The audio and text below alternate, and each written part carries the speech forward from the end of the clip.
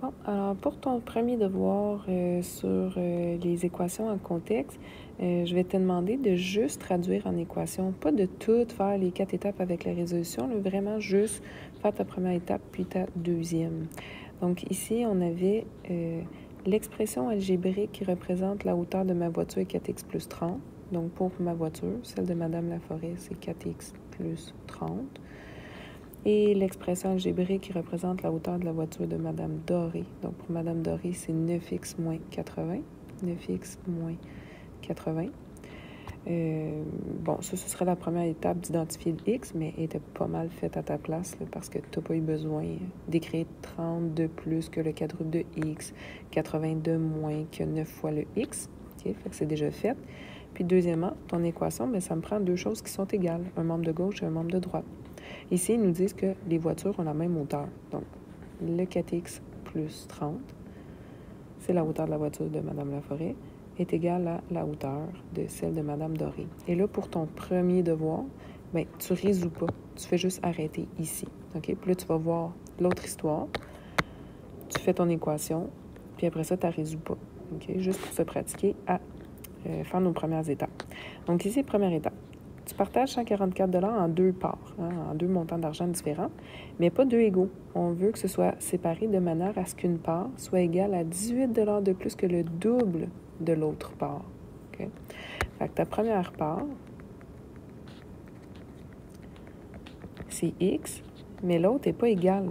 C'est pas aussi X. Okay? Ça va être 18 de plus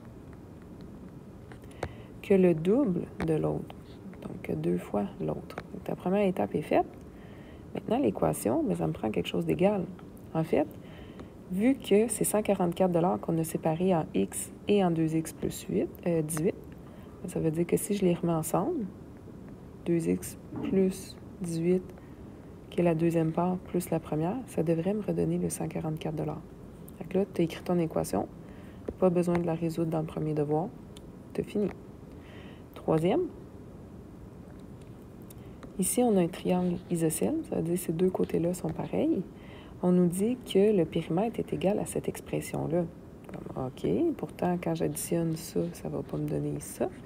Mais c'est ça qui va nous permettre de faire l'équation. Donc, ta première étape est pas mal déjà faite.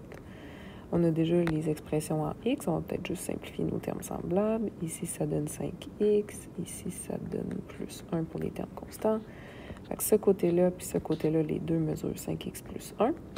Puis là, pour notre équation, ben c'est que le périmètre du triangle, c'est 5x plus 1 deux fois, et le 2x plus 8.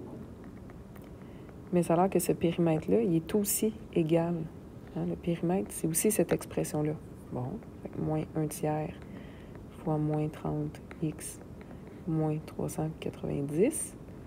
Et voilà, tu as posé ton équation, membre de gauche égale membre de droite. La résolution, on fera ça une prochaine fois. Tu arrêtes ça ici. Fait que ton devoir, tu lis l'histoire, tu trouves c'est qui a le X, comme s'il y a Rémi, Jim, Alex. Rémi a le double de l'âge de Jim. Alex, il a 10 ans de moins que l'âge de Jim. Jim aurait le X. Là, tu fais tes expressions. Deuxième étape, tu écris ton équation, tu résous pas.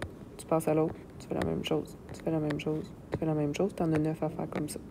Fait que, en espérant que ça t'a aidé un petit peu.